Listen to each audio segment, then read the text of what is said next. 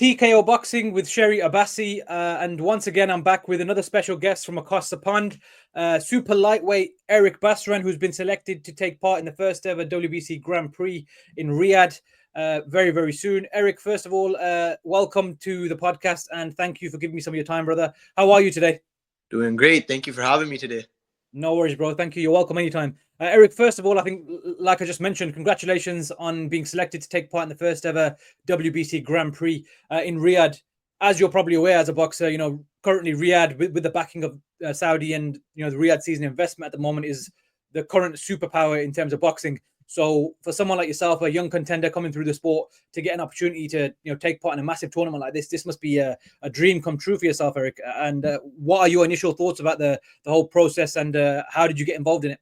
Honestly, I'm so honored to even be in this tournament. And how I got in was my promoter, Three Lions Promotions. They've been really pushing me to get bigger and better fights, and they put me in this tournament as an applicant, and I got in, and I'm just grateful to be in this tournament, and I'm ready to show the world my skills. Amazing. So, like you said, it's a massive, massive opportunity. There's going to be a lot of, obviously, other people from similar, sort of stories as yourself, young guys coming through, because that seems to be the theme of the tournament. It's that people with certain amount of, fights, yes, certain age. So it's more at young contenders and prospects who haven't got the spotlight on them, giving them a chance to really make a name for themselves. Exactly. How important is it for you that you really go in there and make a statement, even if you don't win it? Of course, in your head, the only thing to do is to win. But if whatever happens, what is the main aim for you heading into the tournament? The main aim is just going from what my coach has been teaching me all these years and just doing my best, performing, and just showing the people my skills. Because honestly, I haven't stepped up to a big stage on the pros level yet. In the amateur level, I have, but in the pro level, I haven't yet. And I'm just ready to showcase my skills. Eric, you mentioned about the amateur background. Can you talk to me a little bit about how you got involved in the sport of boxing? Was it something you've been doing since you're young? Well, I've been doing kickboxing, karate. I started that when I was 4. Oh, wow. And yeah, so I started super young, but I went to this one gym and I wanted to do the kickboxing at that gym, and they said I was too young. So they said you have to do the boxing program. And from the first day of boxing, I fell in love with it. So that's honestly how I started in the boxing game. And from there on, just becoming provincial champion, then becoming Canadian champion, then traveling the world and fighting at world championships, Commonwealth Games, all those big tournaments. Wow, so you started quite young, and like you said, you were pushed to go the boxing route rather than kickboxing due to your age and stuff. So you've been boxing how long now? How old are you, Eric? I'm 26 right now. 26. So you've been in the game a long time then. So you've got a lot of experience. So you put a lot of blood, sweat, and tears just to get to this point, let alone what you want to do further down the line. Okay, in terms of the amateur game, then how long were you amateur before you turned pro? I was an amateur for a long time, so I stayed on the Canadian team for 4 years. And then after that, I didn't want to stay for another 4 years. I said, I'm not going to wait for Olympics again. So then I just ended up turning pro. I actually had an injury. That's why I didn't end up going to Olympics. I had to get a surgery. So I didn't go to Olympics. And I said I didn't want to wait for another 4 years and just made the decision to turn pro. Was that the Tokyo Olympics? Tokyo Olympics. So they didn't, because of COVID, it got pushed a year. Yes. And what was going to happen. So then I just said, I'm just going to go for the surgery. So I took my name off the list. If I would have kept my name on the list, I honestly thought I would have gone because the rankings and everything. But honestly, God's plan, right? So absolutely. Yeah, everything happens for a reason, man. So whatever the reason for that was, down the line, hopefully everything will start to make a bit more sense. Yeah. For yourself, Eric, in terms of the amateur team and whatever happened there, how important has it been to you in your career that you had all that sort of amateur pedigree and the coaching? And in terms of your style, how would you describe your style? Have you made that transition from amateur boxing into pro? Yes. Is your style more suited to the pros, or have you still got a bit of a point scoring mentality? Where are you at? I still keep that quickness from the amateurs, like where I'm still quick, but now I'm sitting on my shots. I'm not moving around as much as I did in the amateurs. I'm still moving a little bit. I'm still light on my feet, but I'm not moving as much as I would in the amateurs because that's only 3 rounds. Now I'm fighting more and more rounds. But I say it's a similar style, but just evolved into a. Yeah. No, absolutely. I mean, you see a lot of stories of great amateurs who some will transition, like Lomachenko, Usyk, they're the main names you think of straight away in recent years, who just transitioned and took over straight away. Some guys struggle. Some great fighters who have won Olympic gold medalists, they transition and they struggle. So it's hit and miss, isn't it? Some people can transition to pro style and some can't. But for yourself so far, like you said, everything seems to be going smoothly. So fingers crossed that will continue. For Eric, sure. In terms of yourself a little bit. I just wanted to ask a bit about yourself and your sort of family background and stuff. So obviously, I think I asked you off camera. So you're Punjabi. So your family background is Indian. And Yes. religion wise, are you Sikh? Yes, I'm Sikh. Okay, yes. So talk to me a bit about your faith and family background and how that sort of shaped you, and how does your faith impact the way you sort of perform? I know, I've got a lot of close friends who are Sikh, and I know the basis of, Sikhism and the religion, and how to behave, to carry yourself in a certain manner, to be, of service to people, and to, it's a religion of warriors at the end of the day. I mean, that's part of your, who you are, as part of your identity. And you're now in a sport where you're essentially a warrior for a living. So how important has that been to molding you, not only as a boxer, but as a man? Honestly, it's like you said, like the warrior mentality, that always that keeps a close place in my heart. And growing up, my parents were both raised in Canada. They both came to Canada when they were both born in Canada. But my Nani ji, my Baba ji, all my grandparents, they all came here super young. So they kind of instilled like those old traditions into us, but they also kept us like with the new culture and the Western culture, but they also instilled a lot of old culture into us too. So I grew up also understanding, like a lot of people think, oh, because my name's Eric, I didn't grow up like, so it's like, yeah, absolutely, that Punjabi culture, but I really did. Like my grandparents really instilled it in us too, and I feel like that did really help me evolve as a boxer too. Like I'll go to the Gurdwara on Sundays and stuff like that. So I like keeping religion close to me, and I feel like it helps me in the ring for sure. And there's quite a big community of Sikhs in Canada, isn't there? That's there's a big community there. So have you got a lot of support from up near Bandar there? Oh, for sure, always, man. Like I live in Surrey, so it's like 90% of the population. Okay, it's good, man. It's really good. Yeah, so you get a lot of support. Amazing, that's good, because we've got a few boxers coming through in the UK as well. Obviously, you will have known, obviously, Amir Khan back in the day. He opened a lot of doors for British Asians, with Pakistani, Indian, Bangladeshi. Prior to him, we had Prince Naseem Hamid. Obviously, he's Arab, but he's still from Asia, so he opened doors as well. Someone you can relate to when you look at the TV and you say, he looks like me, something like that. So we got a lot of young kids coming through now, who are of British Asian descent. And we've got a few Sikh fighters coming through, but we're just waiting for that first big Sikh fight. We had, I think, Vajinder Singh from India. Yeah, he fought, but he didn't get through that barrier to become a superstar. So we're still waiting for that next fighter. He was really good, but I feel like he transitioned a little bit too late to pro. Like he was already older, but honestly, he left his mark in the amateurs. He did really good in the amateurs, but I feel like his transition was a little bit late into the pros. If he went earlier, maybe he could have made a bigger name in the pros, but it just because he signed with a British promoter, Frank Warren, so that's why we used to see him on TV quite a bit when he was active. But it's a shame. Like you said, he was good in the amateurs. Just maybe missed that trick turning over. But for yourself now and the young Asian fighters, and in particular Sikh fighters, I think there's a big chance we're going to get some big names now in the next 10 to 15 years. A lot of kids are turning pro, and they've got that schooling. So someone like yourself with the amateur pedigree, and a lot of young Sikh kids here are coming through now as well to keep an eye on. And there's a few that are also entering the tournament as well. You may actually see them in Riyadh when you're there. So it's good to see that people of our sort of background are starting to come through now as well, and make a name.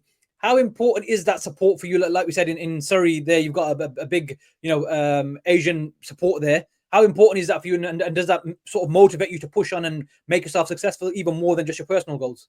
For sure, man. It's a huge thing, because like having that support just makes it feel like I'm not going into the fight alone either. It feels like I have behind me, and just that support always helps me. Whether it's just little messages, people saying, like we're watching, we're tuning in, just anything always helps me. It just helps me get ready for that fight, and knowing people are behind me. Yeah, 100%. And like I said, having that support of your own people, it's massive. Huge. If the Asian community didn't get behind Amir Khan, it would have been difficult for him as well. So it's always good to have that support, that extra that hometown sort of advantage and support. 100%. In terms of the Grand Prix itself, have you had a look at all the other guys in your weight class yet? Have you started looking ahead and planning, or just thinking who you might end up with? For sure, I've been looking around, been seeing some names. I recognized a couple names, but a lot of new faces. I'm just honestly, I haven't got my opponent yet, but as soon as I get it, I'm ready for anybody. I've been training hard. Training camp's been going good. I'm ready for anybody, and I'm ready to show everybody like my skill set. They haven't. I know they did a press conference at the Beterbiev Bivol. As part of the press conference for the Beterbiev Bivol final press conference in Fight Week, I was actually there. They did a very brief sort of Mauricio Schuleman came on stage and gave a little brief breakdown of how the tournament works. Yeah. But have you been told in terms of like when you're fighting? Do you know? Is it the next few months? I believe it's gonna be April 19th. So Okay, so yeah, it's around the corner. yeah, so that's like the date they kind of gave us. I don't know if that's the Yeah. on date, but that's the date they gave us. So Mm. I guess we're just gonna find out our opponents pretty quick here and then go from there. Okay, and in terms of there's a few Canadians who are actually involved in the tournament as well. Do you Yeah. know if they obviously when they select the opponents? I'm going to assume, I don't know if it's random, but is Yeah. there a chance you could end up facing another Canadian, or are they trying to keep that out of the? Honestly, I don't know how that's gonna work, but Mm. I think it's just random. So we could fight each other, or we could be fighting different people. So yeah, I'm not sure yet. So do you know Spencer Wilcox? Yeah, we were on. Yeah, you're on the same team together, weren't you? Yeah, we were on the team together. And you're in the same weight class now as well. Yeah, same weight class Yeah. now. Okay. So yeah. So you never know. You might end up fighting each other. You could see. You never Yeah, know. exactly. So that would be interesting. That would be interesting. Yeah. But yeah. I mean, look, it's a massive opportunity. So it's something that I'm sure you're really excited and looking forward to getting on. I can see already you've sort of built a good following on Instagram. So you're actually trying to make that name for yourself already. So you're already a few steps ahead of some of the other fighters in terms of profile, which is good to see. And hopefully being a part of such a big tournament and platform will only increase that platform as well. How important do you think is in today's day and age social media? Like I said, you're already doing it anyway. But how important is it? And you've sort of already clocked on that there's a place for that, and that is key in building your brand. Whose idea was it to sort of make a big push on social media? Was it yourself or part of your team? How did that come about? Honestly, yeah, it's not me. I'm not the best with social media. So it was my team. It was my team for sure. They helped me with all the posts, with getting the followers, everything. They've been helping me with that. I'm not really that good with social media, but I'm learning. But yeah, no, it's honestly a big help for whether it's sponsors or opportunities, any of that stuff. It always helps for sure. 100%. I was speaking to he's a producer from Canada, actually. His name is Jay Chowdhury. He's a Bangladeshi Canadian. He does a lot of sports documentaries and stuff. And he said to me about how important it is for fighters now to really maximize their name, image, and likeness in their own brand. So this social media thing, he goes, there's so much money out there for these young fighters. And he specifically said about the Grand Prix, with that being in Riyadh and all the eyes that are going to be on there for you to pick up sponsors now beforehand. He said there's going to be a lot of money for you to make, and moving forward throughout your career now, you really need to maximize that. So not just for yourself, but any other young fighters, anyone else. There's a lot of money in it. So hopefully, whatever money you make in boxing, obviously that's where the main money is going to be. But you should be able to make a good amount of money and gain following on social media as well. Hopefully as well. So that's very important at the moment as well. Are you only on Instagram, or do you use Twitter as well and TikTok and stuff like that? I don't really use TikTok and I don't really use Twitter, but I'm just mostly on Instagram. No, fair enough. I'm sure over time you can start looking at the other side as well. But right now your Instagram's doing very well, so congratulations on that. Just a bit about your sort of inspiration when it comes to boxing. Which fighters do you look at over the last however long, 10, 20 years, or fighters that go back 40, 50 years? Who are the fighters that you look at and think, you know what, they inspire me and they're my favorite fighters? Every day growing up, my favorite fighter watching was Roy Jones Jr. I used to watch his highlights. I used to watch his fights. Him and Sugar Ray Leonard, those were my two favorites of all time. Those were because of speed, just the elusiveness of their style, and Prince Naseem too. Those are the top three, with the elusive style. You know what I mean? I love that. Yeah, and they're athletically gifted. That's the thing. They're freaks of nature. Crazy. Exactly. So those names always get thrown around because they're just so unique and just great to watch. Like you said, you can watch them over and over again and never get bored, which is amazing. Yeah. And in terms of the current day fighters, who are your favorite fighters now that are active? Obviously, the big names like Canelo, Terrence Crawford. Those guys are some of my favorites. But I also like Jerome Boots Ennis. Yeah, he's good. That's his elusiveness too, for sure. There's a lot of good fighters, honestly. Guys in my weight class, whether it's Tank, Shakur Stevenson. So there's a lot of good fighters now too. Yeah, 100%, 100%. But the first names you mentioned were Canelo and Crawford. They're like the top of the sport, so they're unreal fighters. Speaking of those two, they're potentially going to be facing each other later on in the year. Now, what are your thoughts on, obviously, as a professional boxer now, I'm sure you know about weight classes and how far you can go, for example. Yeah.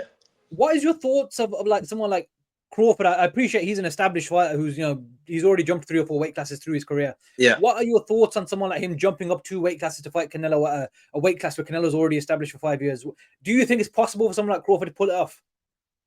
I would never doubt Crawford because Crawford does have the skill, but again, another 2 weight classes. That's quite a bit of weight, and Canelo's already comfortable at that weight.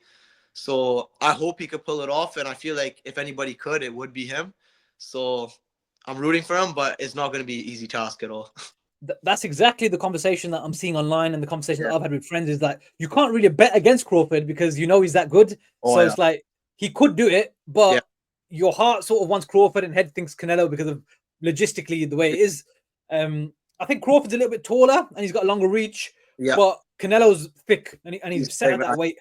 And he comes in really heavy. So it's like if Crawford gets hit a lot, he's not like a defensive genius. He does get hit a lot. So how many shots can you take from Canelo when he's that much bigger than you? That's I think the real argument to see how would that go, for example. Exactly. So those are fighters right now who are top of the game, and that's where hopefully you want to be one day. And right now you're putting the work in to get to that stage right now. Exactly. Do you train in Canada or do you train anywhere else? We train in Canada, and then sometimes we'll go out to California in the States to do like training camps and just for different sparring and stuff like. Mostly in Canada. That's where my training camp is. Have you sparred any big names? I've sparred like a lot of like guys that are coming up in the pro game and like they're good like I want to say like prospects and stuff like that, but nobody crazy big yet. I know I was supposed to get some rounds with a couple big names in California, but then I just missed them by a week. So no. Well, down the line again. So right now, like you said, right now you just need to focus on obviously the tournament, and all this stuff will come down the line. In terms of the tournament, obviously, like potentially they said April 19th. I know it's not guaranteed. Yeah. How many rounds are there going to be before you get like to the final, for example? Is it like a certain amount of fights? I believe to get to the final, you have to win 4 fights, and then the 5th fight is going to be the final. Yeah. So is it going to be quite like regular then? Is it within a year, for example? Because 5 fights, that's going to take about a year, probably realistically. It's going to take, I think they said 15 months, so every 3 months. Yeah. Oh wow. Yeah. So in terms of activity right now, I didn't get a chance to really check your box record, see your activity. Yeah. How active are you at the moment? So I was getting a little bit more active recently, but in the beginning of my career, I was signed to a promotion, and I had a lot of fights fall through. Where I'd finish a training camp and then a fight would fall through, finish another training camp, fight would fall through again. So the beginning of my pro career was a little bit rocky, but I feel like now I'm kind of getting my pace and getting my fights in now. But that first little bit of my pro career it was a struggle getting fights. Even though I was signed to a promotion, there's just a lot of problems, like whether it was COVID or what it was.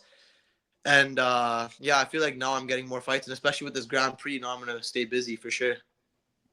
And how important do you think, as a fighter, for your own body, for your own sort of like your skills to develop, how important is having that momentum in place and having regular fights?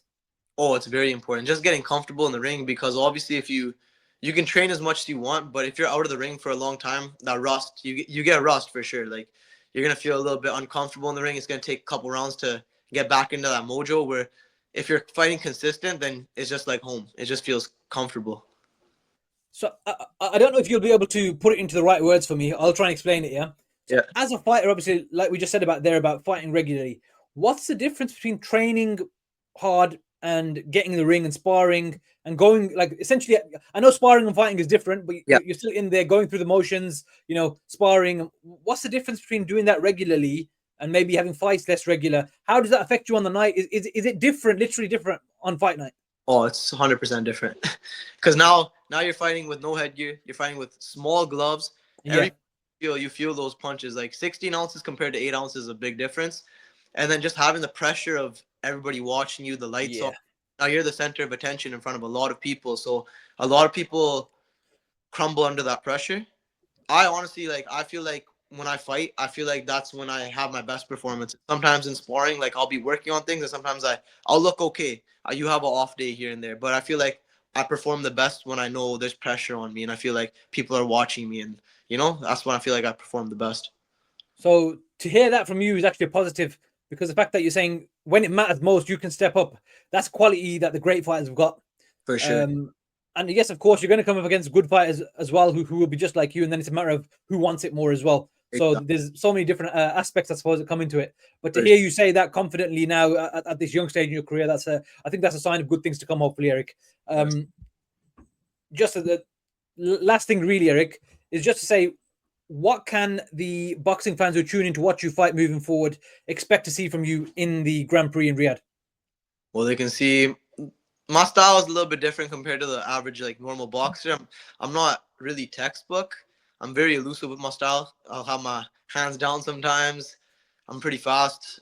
They'll see the speed, the explosiveness. I'm very defensive, so they'll see a little different side to boxing with me. So it's gonna be cool. They'll see the elusiveness for sure. Sure. Are you a bit of a showman? Yeah, I'd say Yeah. that. Okay. Like you said about the fighters, you mentioned Roy Jones Jr., Prince Asim. At least you've taken a few tricks from their book, hopefully as well. Exactly. Eric, can you just give me your Instagram tag, please, so I can let people know where to follow you? Yeah, so it's Eric Basran Boxing, and that's it. All one word, yeah. All one word, yes. No problem. What I'll do is I'll tag that at the bottom where your name is. I'll cover that with that, so at least that way people can see where to follow you as well. And Perfect. then yeah, and hopefully once you've had your fight and stuff, we'll be able to catch up after that. Perfect. I may or may not be out in Riyadh soon. If you're out there when we're out there, we'll do an interview face to face as well. That'll be good to catch up there. And yeah, I mean, best of luck to you, Eric. And like I said, you know, all the community, the Asians are going to be backing you and you know, giving you all their support. So fingers crossed, you'll be able to put in a performance and go really far into the tournament. So I wish you all the best of luck, bro. Thank you very much. Thank you very much. Appreciate that. Thank you, bro. Take care. Thank you.